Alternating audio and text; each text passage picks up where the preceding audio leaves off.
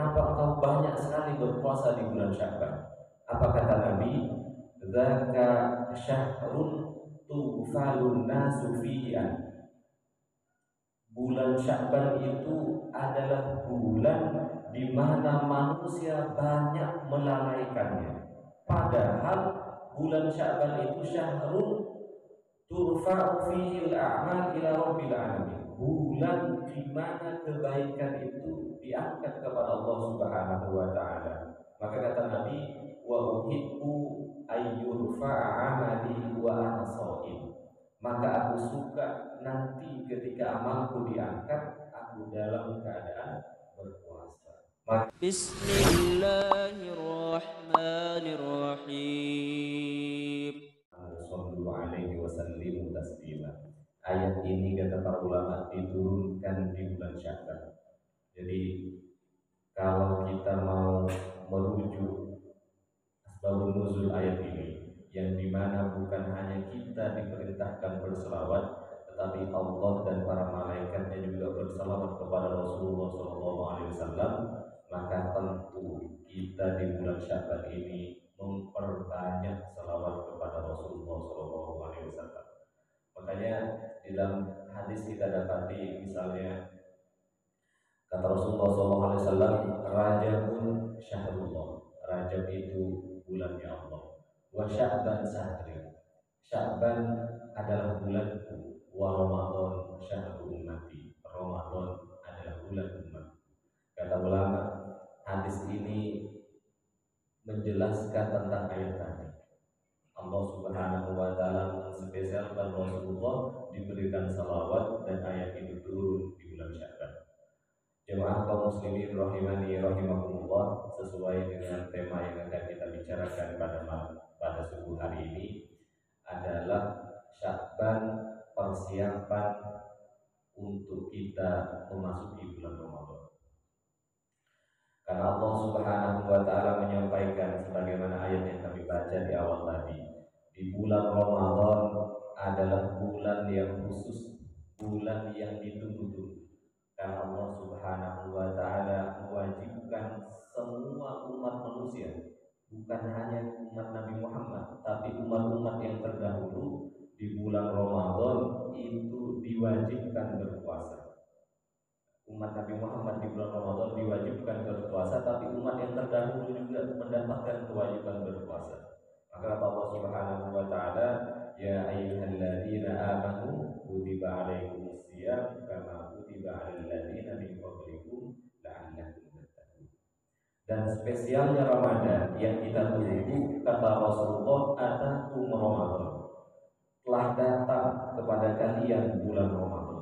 Jadi Ramadan yang mendatangi kita, Ramadan yang menjumpai kita, bukan kita yang menjumpai Ramadan, tapi Ramadan yang akan menjumpai kita. Saking mulianya bulan Ramadan.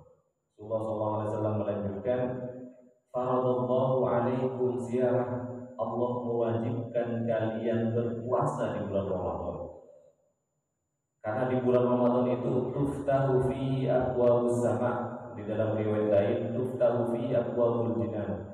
Dibuka pada bulan Ramadan itu pintu-pintu langit, pintu-pintu surga dibuka. Wa tughlaqu fihi abwabul jahim. Pintu neraka ditutup. Wa tughallu fihi maradatus syayatin. Setan-setan dibelenggu, gangguan setan ditiadakan. Fihi lillahi lailatun khairum min alfi syahr. Di bulan Ramadan nanti ada satu malam yang Allah Subhanahu wa taala jadikan lebih spesial lagi. Kenapa? Karena dia lebih baik daripada 1000 bulan. Maka setelah motivasi yang luar biasa begini, di akhir Rasulullah SAW memberikan ancaman. Ancamannya berupa faman hurima khairaha faqad hurima. Siapa yang dijauhkan dengan kebaikan Ramadan, maka dia akan jauh dengan kebaikan. Kalau bahasa kita mungkin, siapa yang tidak bisa baik di bulan Ramadan, tidak mungkin bisa baik di bulan yang lain. Maka dari itu jemaah sekalian yang dirahmati Allah Subhanahu wa taala, Rasulullah SAW disampaikan di Rajab Al-Hambali di dalam kitab Lataiful Ma'arif. Rasulullah SAW dan para sahabatnya melakukan persiapan bukan hanya di bulan ini, bukan hanya di bulan Syaban ini, tapi dari bulan Rajab sudah melakukan persiapan untuk menyambut bulan Ramadan. Dimulai di bulan Rajab, semua ibadah itu difokuskan. Bagaimana nanti persiapan melakukan ibadah di bulan Ramadan? Puasanya tidak ditinggalkan yang sunnah, sholatnya tidak ditinggalkan yang sunnah-sunnah, sedekahnya apalagi baca Al-Quran. Nah, kemudian di bulan Syaban ini ditingkatkan, diperbaiki, dievaluasi apa yang belum baik di bulan Rajab kemarin. Maka nanti di bulan Ramadan Nabi dan para sahabat luar biasa maksimalnya memanfaatkan Ramadan. Kenapa? Karena melakukan persiapan. Kita juga jamaah sekalian, katakanlah Ramadan itu dibaratkan perlombaan. Karena kalau kita baca di dalam hadis, di dalam Al-Quran, semua kebaikan di bulan Ramadan ditumpahkan semua. Semua pahala di bulan Ramadan ditinggikan setinggi-tingginya. Maka kalau dibaratkan perlombaan, Ramadan itu adalah final. Kalau kita nih jamaah sekalian ikut lomba sepak bola misalnya, kita tidak pernah latihan, kita tidak pernah ikut misalnya ikut klub sepak bola, tidak pernah latihan, tidak pernah melihat trik-trik bagaimana bermain bola, tidak pernah mempelajari main bola. Kita tiba-tiba bukan mau tanding di penyisihan lagi, bukan di semifinal lagi, kita tiba-tiba mau masuk ke final. Kira-kira bagaimana itu? Sudah jadi bulan-bulanan kita, namanya saja masuk final, kita pasti tidak akan menang. Begitu juga di bulan Ramadan. Kalau di bulan-bulan sebelumnya, di Rajab kemarin belum maksimal, di Sya'ban ini juga kita lalaikan, maka di bulan Ramadan hampir mustahil kita bisa maksimal. Nah, kemudian nanti di Ramadan tidak maksimal, setelah selesai Ramadan baru sudah pakai pakaian paling baru, upload foto. Alhamdulillah, akhirnya menang juga. Nah, menang apa kalau begitu ya? Nah, karena kita tidak melakukan persiapan. Jemaah yang dirahmati Allah Subhanahu wa taala, Ramadan ini, Sya'ban ini adalah pintu gerbang untuk masuk di bulan Ramadan. Sya'ban itu kata Rasulullah SAW di dalam hadis riwayat An-Nasa'i, Rasulullah SAW bersabda, ada Usamah bin Zaid radhiyallahu anhu, beliau berkata, qultu ya Rasulullah, lam araka tasumu min syahrin minasyuhur ma tasumu min Sya'ban. Ya Rasulullah, kenapa aku tidak melihat engkau lebih banyak berpuasa selain di bulan Sya'ban ini? Kenapa engkau banyak sekali berpuasa di bulan Sya'ban? Apa kata Nabi? Dzaka syahrun tughfalun nasu fihi. Bulan Sya'ban itu adalah bulan di mana manusia banyak melalaikannya. Baina Rajabin wa Ramadan. Bulan Sya'ban yang ada di antara, kenapa dilalaikan? Karena ada di dua bulan mulia, bulan Haram dan bulan Ramadan, ada di tengah-tengahnya. Kalau di bulan Rajab kita insya Allah maksimal, kita insya Allah lebih takut daripada bulan biasa untuk berbuat dosa, karena namanya saja bulan haram. Yang kata Ibnu Abbas, kenapa dinamakan bulan haram? Karena dosa yang dilakukan di bulan itu lebih besar daripada di bulan biasa. Pahala juga lebih besar yang diberikan daripada di bulan biasa. Sedangkan Sya'ban bukan bulan haram. Nanti Ramadan masuk ke paling mulianya bulan, yang kebaikan itu tumpah ruah, keburukan itu tertutup semuanya. Maka wajar kata Nabi, di bulan Sya'ban ini banyak manusia lalai terhadapnya. Tetapi Nabi melanjutkan, wa huwa syahrun turfa'u fihi al-a'malu ila rabbil alamin. Dan bulan Sya'ban bulan yang banyak dilalaikan, padahal bulan Sya'ban itu syahrul turfa'u fihi al-a'mal ila rabbil alamin. Bulan di mana kebaikan itu diangkat kepada Allah Subhanahu wa taala. Maka kata Nabi, wa uhibbu ayyurfa'a 'amali wa ana shaim. Maka aku suka nanti ketika amalku diangkat, aku dalam keadaan berpuasa. Maka selain Ramadan, Rasulullah SAW paling banyak melakukan puasa di bulan Sya'ban. Untuk itu jemaah yang dirahmati Allah Subhanahu wa taala, pertanyaan berikutnya, kalau kita sudah sepakat nih, kita harus melakukan persiapan-persiapan sebelum masuk Ramadan. Karena kita sudah sepakat juga, kita tidak mungkin bisa maksimal di bulan Ramadan kalau kita tidak melakukan persiapan di bulan Sya'ban. Dan seharusnya persiapan itu sudah dari bulan yang lalu kita sudah maksimal. Kalau memang bulan yang lalu belum maksimal persiapannya, maka tidak boleh tidak di bulan Sya'ban ini mumpung masih awal kita evaluasi lagi mana yang belum maksimal dari ibadah-ibadah kita.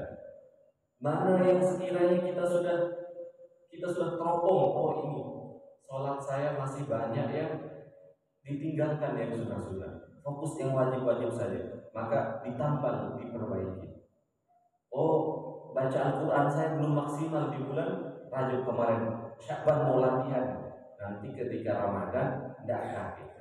Karena jemaah sekalian, kalau kita tidak melakukan persiapan di Ramadan itu kaget nanti.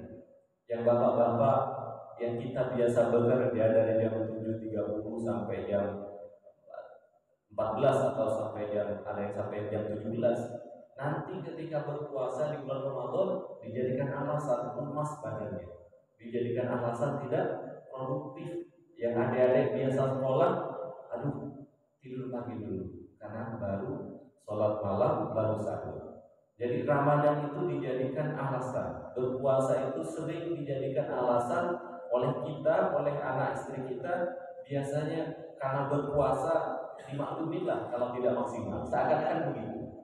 Padahal kalau kita flashback ke sejarah, betapa banyak peperangan yang dilakukan dalam keadaan berpuasa. Coba kita lihat sejarah perang Khandaq itu, menggali parit itu Pak, kekurangan makanan. Bahkan Nabi itu digambarkan mengganjal izar sarung pakaian dengan batu gitu ya. Saking kurangnya makanan itu. Tapi apakah di zaman itu Nabi jadi lemah untuk berperang? Sahabat jadi tidak semangat untuk bekerja, jadi misalnya tidak produktif? Tidak. Justru tambah semangat, justru tambah produktif di bulan puasa. Ketika berpuasa itu tambah produktif. Salah satu jawabannya tentu karena orang-orang terdahulu itu sudah biasa latihan sebelum masuk. Kalau tidak latihan kaget Pak. Secara alamiah tubuh kita akan kaget. Biasa makan pagi, siang, sore, tiba-tiba tidak makan. Bukan sehari lagi, 30 hari, 29 hari kita tidak makan. Kaget tubuh kita Pak. Hari pertama itu biasanya panas dingin. Yang biasa kita tidak suka makan, kalau Ramadan itu terbayar semua makanan. Kenapa? Karena kita tidak latihan. Maka ada beberapa hal yang ingin kami sharing sebagai pengingat untuk diri pribadi tentu, dan semoga bermanfaat untuk kita semua. Ada beberapa yang harus kita latih, harus kita penuhi sebelum kita masuk Ramadan. Yang pertama adalah persiapan ilmu. Nah, ini yang paling penting Pak, persiapan ilmu agama, khususnya yang berkaitan dengan puasa, khususnya yang berkaitan dengan amalan-amalan yang ada di bulan Ramadan.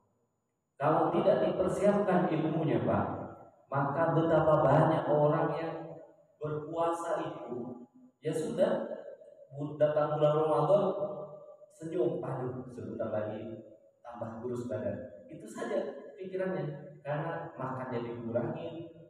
Ya sudah, kalau sebelum sahur bangun sahur, orang sahur sahur, nanti berbuka berbuka juga, orang tidak makan ya tidak makan juga. Kenapa ya? Karena sebatas itu kelakuannya, nggak dihargai.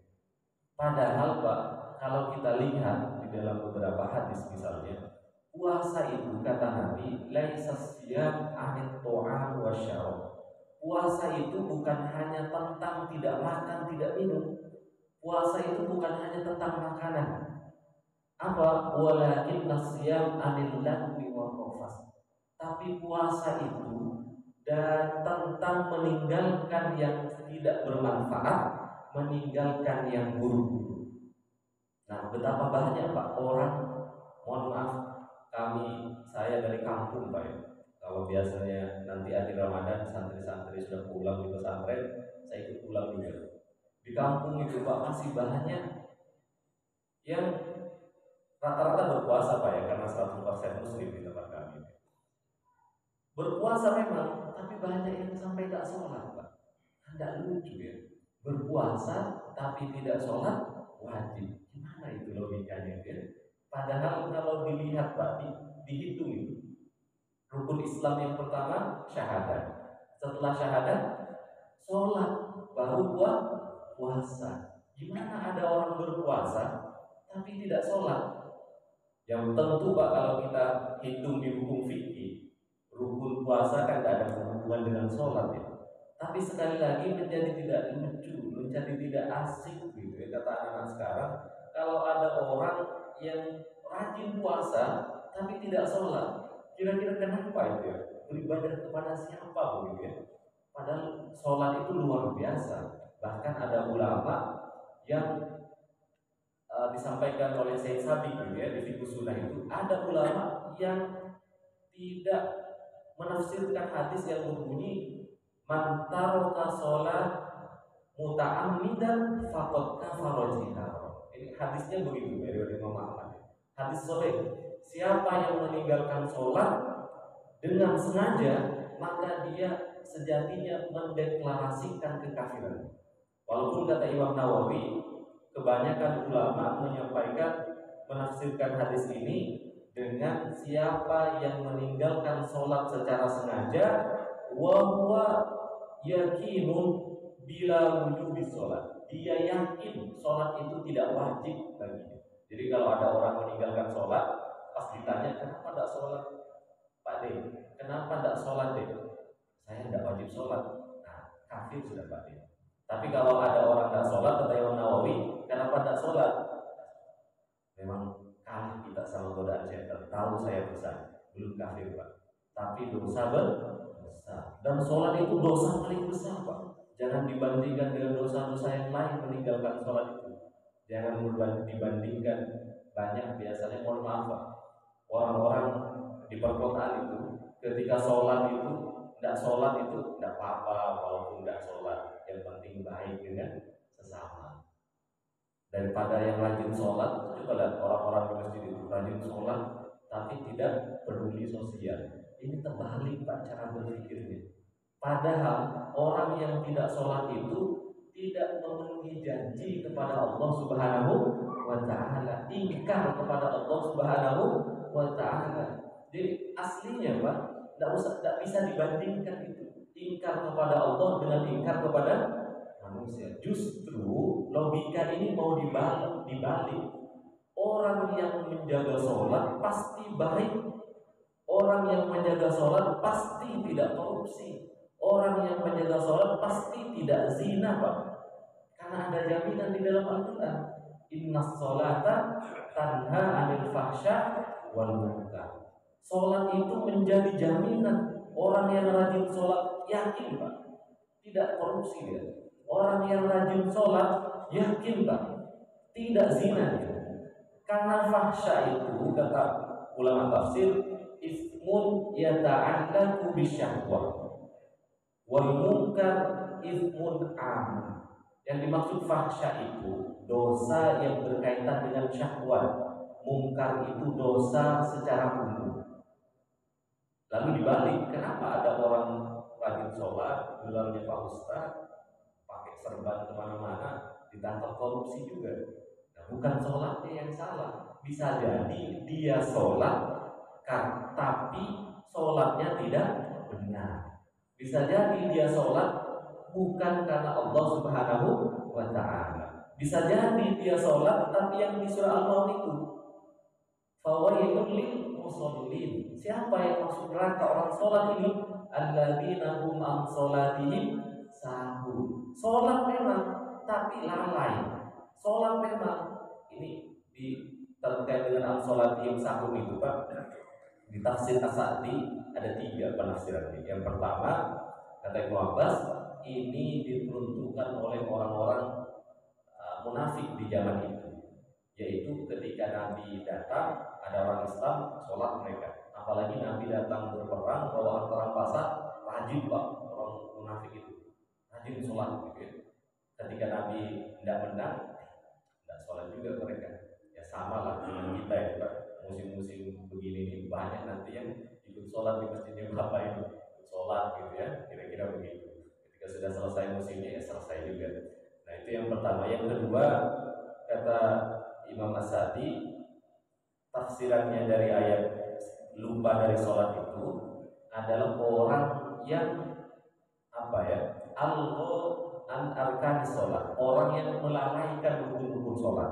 Dia memang sholat tapi tidak tumanina, seperti hadis yang terkenal tentang sholat, hadisul musi gitu kan. Orang yang Nabi suruh ulang sholatnya, fasolli fa'anta lam tusolli, sholat lagi kamu belum sholat. Apa sebabnya? Dia sholat tapi tidak tumanina, laju sekali Pak, Allahu Akbar, Allahu Akbar, Allahu Akbar. Dan tumanina kata Nabi, fasolli anta lam tusolli, sholat kamu belum sholat. Ramadan Pak, banyak itu Pak, dan itu viral Pak. Bahkan kalau tidak salah di Jombang gitu ya, ramai Pak, tiap tahun pesertanya tambah ramai. Dan itu bangga pengurus masjid itu, alhamdulillah tahun ini tambah banyak anak-anak muda dari kampung seberang mau ke sini karena bisa kami tingkatkan. Bukan 5 menit lagi, 21 rakaat Pak. Bukan 5 menit, bisa kami tingkatkan jadi 4,5 menit. Tahun depan mau ditingkatkan lagi. Nah, kira-kira gitu Pak ya. Mungkin padahal dibaca Al-Fatihah ya Pak, saking lajunya itu tidak bernafas, dari basmalah sampai surat itu tidak bernafas. Oh, langsung Allah. Dan itu anak muda itu senang Pak. Nah, kayak adik-adik kita senang, ayo sekalian olahraga. Kalau sekalian olahraga, mungkin kalau bapak-bapak yang sudah berumur 40, 50 tidak usah coba-coba, bisa tidak balik itu Pak punggungnya itu. Nah, tapi yang sholat seperti ini Pak, yang itu, yang orang dianggap lalai sholatnya, sholat tapi tidak sampai i'tidal, rukunya Allahu Akbar, belum berdiri langsung lagi sujud, belum nempel itu sudah ngabut, saking ngebutnya itu Pak. Nah sholat ini dianggap sahun Pak, maka wajar saja walaupun rajin sholat dia tetap curi, tetap mohon maaf zina, karena sholatnya itu lalai. Nah yang ketiga, nah ini mungkin yang kita perlu hati-hati. Sudah benar sholatnya, tapi tafsirannya yang ketiga, orang itu toyyak awqatas sholat, menyia-nyiakan waktu sholat. Tidak mau sholat subuh kalau belum mau timbul matahari itu. Tiap hari diulang-ulang. Sholat asar itu tidak segera dilaksanakan, tunggu jelang maghrib. Hati-hati Pak, biasa istri-istri kita di rumah, nah itu sering ya, mau diganggu asar dengan maghrib. Alasannya apa? Kalau nanti harus kupas bawang lagi, harus mandi lagi, sekalian saja sudah selesai masakan semua dari ini baru mandi, sholat asar, nunggu menjelang maghrib, biar tidak repot-repot. Nah makanya di dalam Al-Quran itu ada apa, hafizu ala sholawati wa sholatil wusta, jaga sholat wusta. Yang paling kuat penafsiran sholat wusta itu adalah sholat asar, karena banyak orang menganggap remeh sholat asar, terutama mohon maaf kalau ada ibu-ibu. Nah itu Pak perlu kita cek juga, karena baru memasak kan, kalau cepat mandi, kalau cepat sholat, masak lagi, nyiapkan makan malam, mandi lagi, bawa bawang lagi, sudah gabung saja. Terutama di kampung-kampung masih banyak yang begitu. Nah ini maksud dia sholat tapi tidak menjaga waktunya. Nah tapi ada tafsir yang keempat Pak, dia sholat tapi sholat itu tidak membekas kepada sosialnya. Sholat itu kan urusan kita mendekat kepada Allah ya. tapi dia tambah dia rajin sholat, tambah dia tidak bersahabat dengan tetangga begitu baik, tambah dia sholat tidak baik dengan orang sekitar. Ini ditafsiri dari hadis Imam Ahmad dan At-Tirmidzi itu ya, yang ittaqil maharima takun a'badan nas. Yang kedua itu wa ahsin ila jarika takun mukminan. Nah, itu Pak. Jadi orang sholat tapi tidak tambah baik sosialnya. Dia hanya pokoknya hablum minallah saja, tidak ada hablum minallah. Seharusnya tambah dia dekat dengan Allah, tambah juga dekat dengan manusia. Insya Allah sholat yang seperti itu Pak tidak melalaikan. Maka sekali lagi kita yang mau kita latih ini adalah menyambut Ramadan, persiapan ilmu agama. Ilmu agama berkaitan apa? Agar ketika masuk Ramadan, puasa kita tambah tahun tambah meningkat.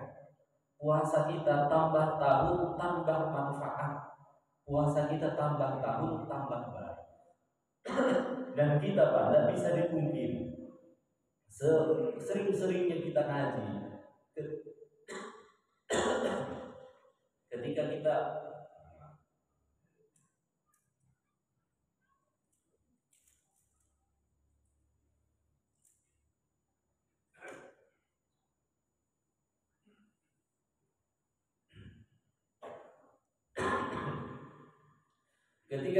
tambah belajar ilmu agama itu Pak, rasa-rasanya banyak saja yang mau kita koreksi terkait dengan urusan ibadah kita.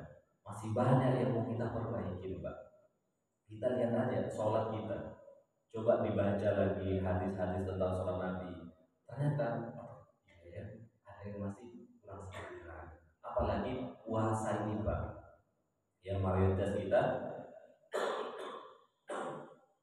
setahun sekali puasanya. Puasa banyak setahun sekali. Jarang kita puasa Senin Kamis dijaga. Masih ada yang bolong. Yang sulit ya setahun sekali. Masih banyak yang mau kita upgrade Pak, mau kita update terkait dengan pengetahuan kita terhadap puasa. Karena kata Nabi, puasa itu bukan hanya tidak makan, bukan hanya tidak minum. Puasa itu bagaimana mendekat kepada Allah, bagaimana juga menjadi baik kepada manusia, menjadi peduli kepada sesama. Karena salah satu hikmah puasa adalah orang itu sampai orang Islam seluruh dunia Pak berlapar-lapar saja. Kalau hari biasa jarang kita ini lapar karena banyak uang, tapi di sekitar kita itu bisa jadi Pak ada orang yang setiap hari lapar ya. Makanya puasa itu diambil hikmahnya. Begini loh ternyata orang kalau kelaparan itu melihat makanan itu senangnya luar biasa. Dan kita begitu Pak. Kalau sudah sore sudah jalan ke bawah nanti banyak penjual itu. Ya Allah senang sekali mau dibeli semua. Padahal nanti kalau sudah ada tidak dinikmati. Hikmahnya Pak, orang-orang miskin itu Pak yang tidak punya uang begitu setiap hari Pak. Melihat kita makan enak, melihat kita apa itu perasaan mereka begitu. Senang sekali Pak, pengen sekali makan gitu, tapi nggak bisa. Kita kan puasa begitu, pengen kita makan siang-siang lihat es gitu. Apalagi nanti di TV itu yang punya TV, iklannya sudah selama sebulan itu full Pak. Iklan memang setan itu dibelenggu, setan yang dari bangsa jin manusia dan dari bangsa jin. Tapi yang dari bangsa manusia tambah jadi Pak. Iklannya itu semuanya itu ditempel di TV, di spanduk. Kalau siang-siang itu sudah habis lalu tuh Bapak setel TV itu hampir separuh iklan itu Pak tentang minuman es yang segar gitu, segarnya gitu. Sudah ini terasa begini ya. Aduh, ini gimana ya, godaan setan itu kan ditutup gitu Pak ya, dibelenggu. Tapi orang-orangnya mempengaruhi tambah banyak. Dan hikmahnya Pak salah satunya itu orang miskin di sekitar kita setiap hari Pak seperti kita ya melihat makanan di bulan sangat ingin mereka makan seperti kita, tapi mereka tidak ada. Maka setelah berpuasa seharusnya kita aware, kita tambah sadar, kita berbagi ke orang yang tidak punya dan lain sebagainya. Nah ini tidak bisa dilakukan kalau tidak tambah ilmu Pak, kalau tidak baca buku agama, kalau tidak sering datang ke pengajian. Baca Al-Quran kita, bagaimana baca Al-Quran? Lihat Pak sejarah-sejarahnya ulama. Nanti di belakang kami kutipkan di kutipan utuh kitab Lataif Al-Ma'arif ya, bagaimana ulama memperlakukan itu.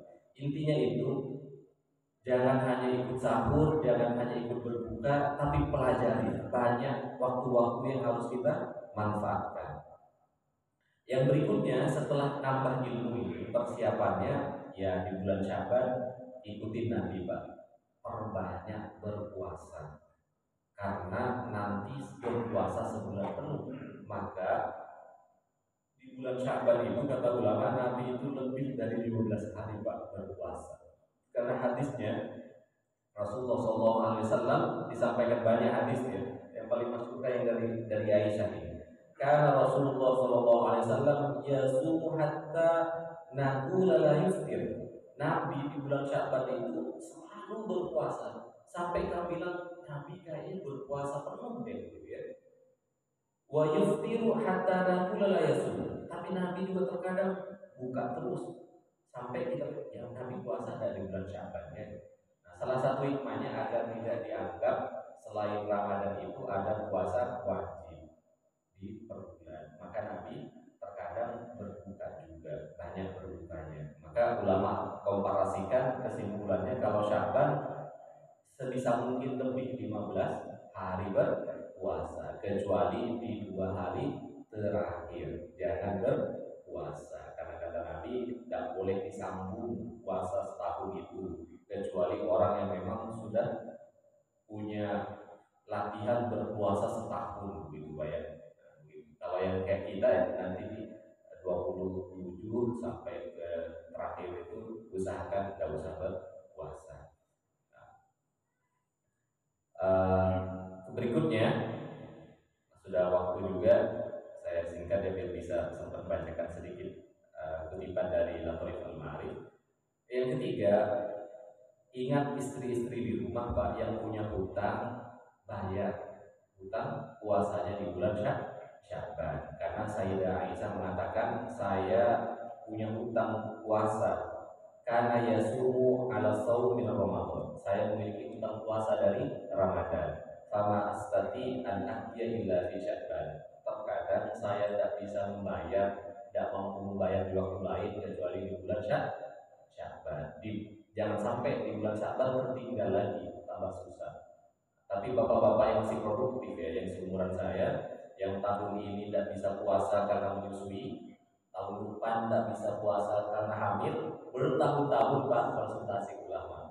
Mungkin kasihan istrinya, bayar fidyah aja mungkin ya.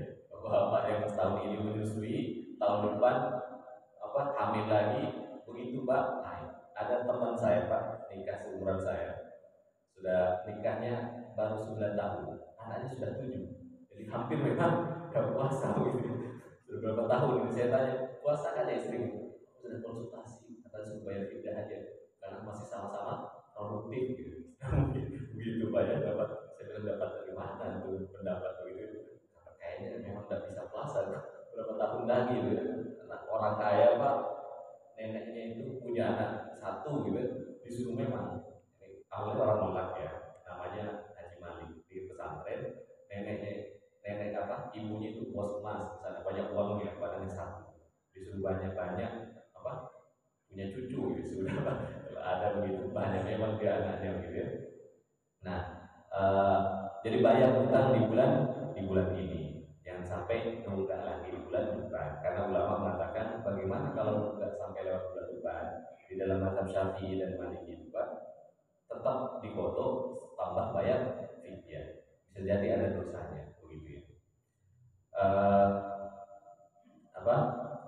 Nah, yang keempat kata Ibnu Rajab, banyak ulama mengatakan Sya'ban itu tidak disebut dengan Sya'ban Pak, tapi disebut dengan Syahrul Qur'an. Rajab itu di zaman tabi'in dikenal dengan bulan Al-Qur'an, berubah namanya Pak. Kenapa? Saking banyaknya, saking seriusnya orang-orang soleh di zaman dulu membaca Al-Quran di bulan Sya'ban, sampai namanya itu berubah, bukan Sya'ban lagi, tapi Syahrul Quran. Saking banyaknya orang membaca Al-Quran. Nah, ini kutipannya, Pak. Lamma kana Sya'ban kal muqaddimah li Ramadan, sumi'a fihi ma yusra fi Ramadan min as-siyam wa qira'atil Quran. Liyahsula at-ta'ahud bi talaqi Ramadan wa tadawun nufus bi dzalika ala ta'atir Rahman. Kata Ibnu Rajab, Sya'ban sebagaimana tadi ada syariat-syariat di bulan Ramadan, maka sejatinya dijaga dimulai bulan Sya'ban. Mulai dari membaca Al-Quran, puasa, agar kenapa? Lita'ahud, agar kita ta'ahud itu apa ya? Terbiasa gitu ya, ketika kita bertemu dengan Ramadan. Sehingga nanti di Ramadan tidak ada alasan untuk tidak taat. Nah, beliau mengutip beberapa perkataan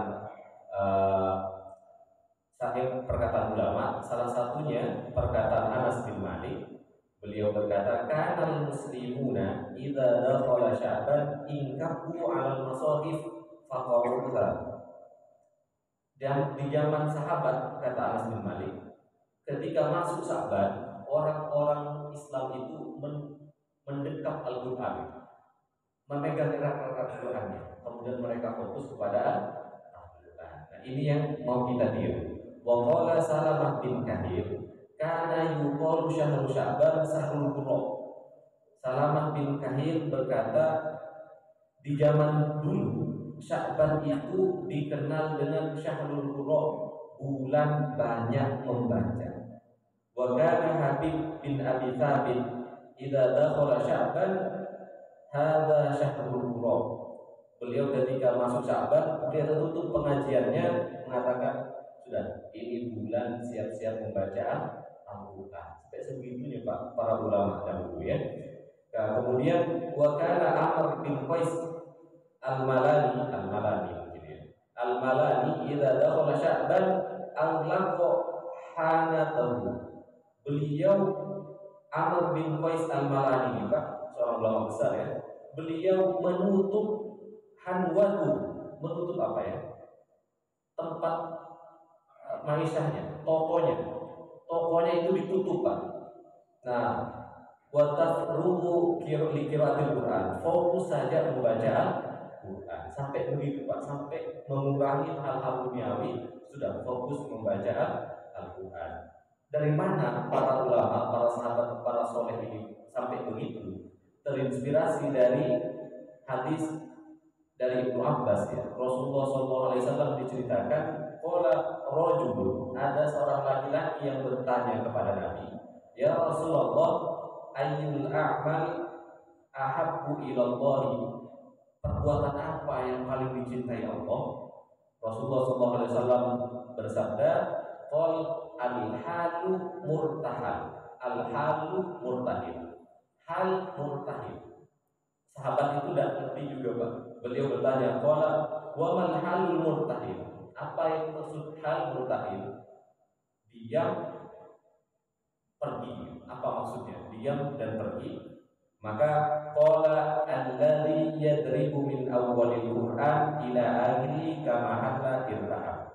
Yang dimaksud diam dan pergi itu, kata Nabi, adalah orang yang memulai Al-Quran dari awal, ketika sampai akhir dimulai lagi.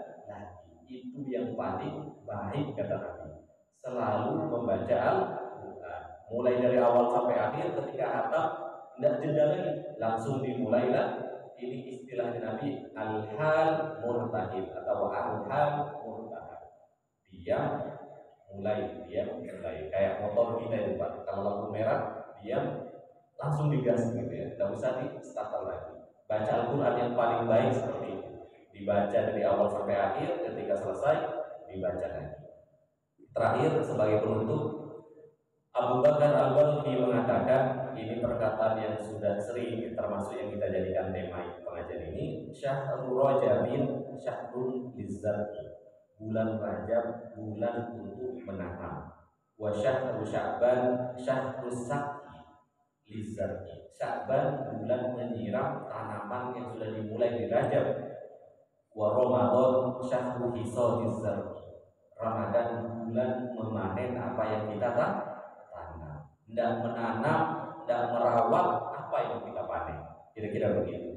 Dan Imam Az-Zunnun Al-Misri berkata, Rajabun litarkil afat. Nah ini Pak, kita lakukan ini insya Allah sukses. Rajab itu bulan meninggalkan kekurangan-kekurangan. Jadi mulai Rajab kemarin evaluasi nih apa yang kurang-kurang, dosa-dosa yang masih dilakukan tinggalkan semua. Wa Sya'ban istimali ta'at. Sya'ban ini maksimalkan berbuat taat. Wa Ramadan lintidharil kurama. Ramadan tunggu keberkahan-keberkahan. Jadi Rajab itu tinggalkan dosa, Sya'ban perbaikin amal, nanti Ramadan tinggal menunggu keberkahan. Maka kata beliau, faman lam yatrukil afat, orang yang tidak meninggalkan dosa, walam yasta'mil ta'at, tidak membiasakan taat di bulan Sya'ban, walam yantadiril kuromat, tidak juga menunggu karomah atau keberkahan-keberkahan di Ramadan, fahuwa min ahlil turrohat wal billah. Orang ini orang si turrohat. Turrohat itu apa ya? Omong kosong gitu. Orang omong kosong. Ya, makanya yang di awal kami sampaikan, tidak puasa dengan baik, pas masuk Idul Fitri paling bagus pakaiannya, paling banyak foto-fotonya. Nah ini Pak, bahasa Arabnya turrohat, orang yang banyak omong kosongnya. Nah, kira-kira begitu. Beliau juga menyampaikan sama dengan yang disampaikan oleh Abu Bakar Al-Balkhi, tapi beliau tambahkan ya, wa kullu yahsudu ma zuri. Semua orang hanya memanen apa yang dia tanam. Wa yujza ma zuri, akan dibalas apa yang dia kerjakan. Wa man dhayya az-zira'ah, siapa yang menyia-nyiakan tanaman, tidak menanam, tidak menyiram, nadina yauma hisabi, pasti menyesal ketika waktu memanen. Semoga jadi pengingat untuk saya dan kita semua apa yang kami sampaikan. Mohon dimaafkan kalau ada hal-hal yang kurang berkenan atau ada hal-hal yang ingin ditambahkan, kami persilahkan. Semoga Sya'ban ini kita mendapatkan berkah. Semoga kita semua disampaikan kepada bulan Ramadan. Sudah jam 7 juga, saya salah jam tadi. Sudah hampir jam setengah 7 lewat. Dan cukupkan saja mungkin baik. Ada pertanyaan Pak? Kalau ada kita tutup dengan berdoa. A'udzubillahi minasyaitonir Bismillahirrahmanirrahim. Alhamdulillahirabbil alamin. Hamdan na'imin hamdan syakirin hamdan wa fi ni'amah wa fi masidah. Ya Rabbana lakal hamdu kama yanbaghi li jalali wajhikal karim wa ala sultanik. Allahumma shalli wa sallim ala sayyidina Muhammadin sholatan taj'alna biha min ahlil ilmi zahiratan wa batinah wa tahsuruna biha min ibadika sholihin fi dunyana wa ukhrana wa ala alihi wa sahbihi wasallim. Allahumma barik lana fi Sya'ban, Allahumma barik lana fi Sya'ban, Allahumma barik lana fi Sya'ban wa ballighna Ramadan wa ballighna Ramadan wa ballighna Ramadan ya arhamar rahimin. Rabbana la tuzigh qulubana ba'da idh hadaytana wa hab lana min ladunka rahmah innaka antal wahhab. Rabbana atina fid dunya hasanah wa fil akhirati hasanah wa qina adzabannar. Rabbana atina fid dunya hasanah wa fil akhirati hasanah wa qina adzabannar. Wa sallallahu ala